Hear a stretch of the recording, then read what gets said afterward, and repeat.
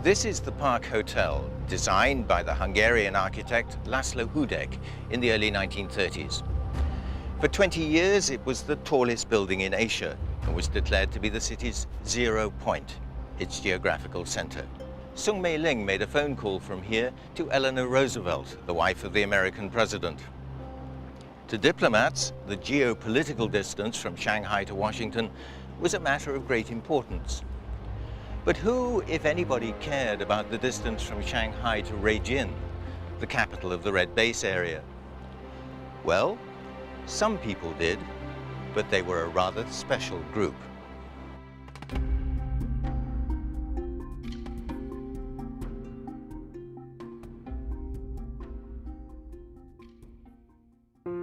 In 1932, the Provisional Party Center, as the leadership was then known, finally made the move from Shanghai to Beijing, 900 kilometers to the south. It marked a turning point. The party leadership had left the city and rebased in the countryside. But Shanghai's role wasn't over. At 99 Xinqiang Road, for example, not far from the construction site where the Park Hotel was being built, was the site of the party's clandestine printing press, producing pamphlets and tracts for distribution all over China.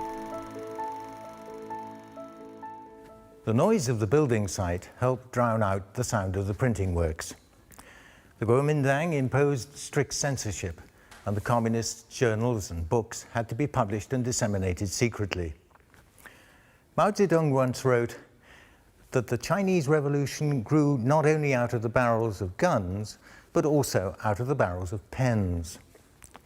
Even after the Central Committee moved to Beijing, Shanghai remained an indispensable center for party propaganda work. The central base area in Jiangxi lacked electricity, modern printing presses, and paper supplies, and the smaller base areas had even less.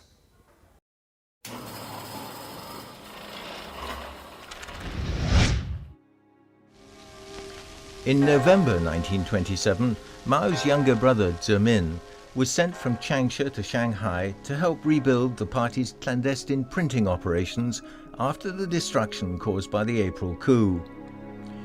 He knew the city well and had a solid network of friends there, having helped run progressive bookstores for the Shanghai Regional Party organization during the period of CCP Kuomintang cooperation 2 or 3 years earlier.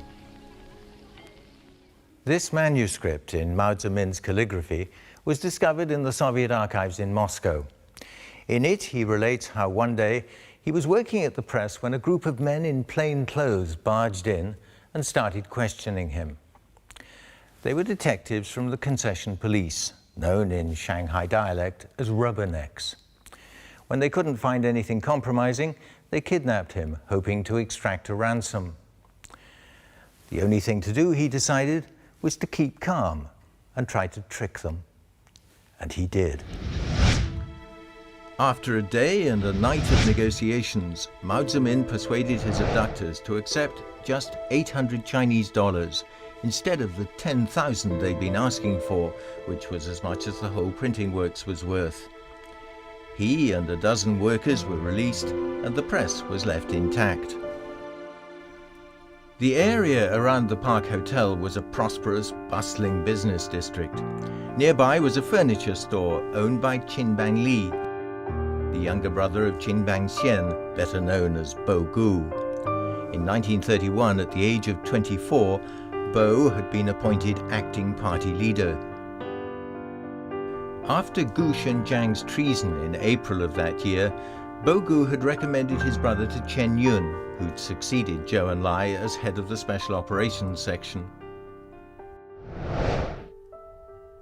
Qin Bang Li had worked for several years as a trainee in an old-style Chinese bank. He had a photographic memory for numbers and was a talented businessman. Chen Yun decided to take a risk and entrusted him with 2 gold taels, with which he was to open a store to service the party's secret treasury. Chen Yun's gamble paid off. Qin Bang Li shipped in rice from his hometown of Wuxi, which he sold at a tidy profit.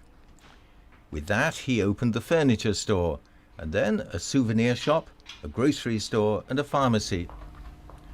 Although the commercial regulations in Shanghai were quite loose, you had to have a guarantee in order to open a new business. Bang Li secretly used his first store to guarantee the rent of the second to guarantee the third, and so on. Before long, under his management, all the businesses were thriving. Every store served as a clandestine supply station for the party, and also as a safe house. In a crisis, confidential documents could be hidden in the furniture store, while funds for the provision of scarce supplies to the base area in Jiangxi were concealed in the accounts of the souvenir shop.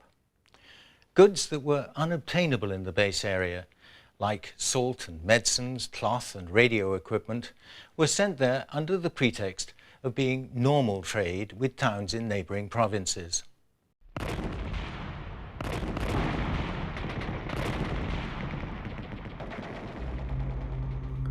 Chiang Kai-shek regarded the Communist Party as a thorn in his flesh.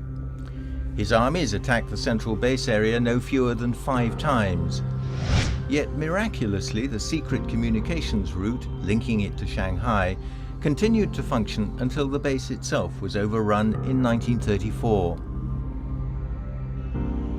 By then, with Qin Bang Li's help, a new Comintern representative, a hefty, blue-eyed German named Otto Braun, had been sent to Jiangxi to act as the party's military advisor. It turned out to be not a good idea. The conventional military tactics which Braun advocated contributed to the loss of the base area not long after his arrival.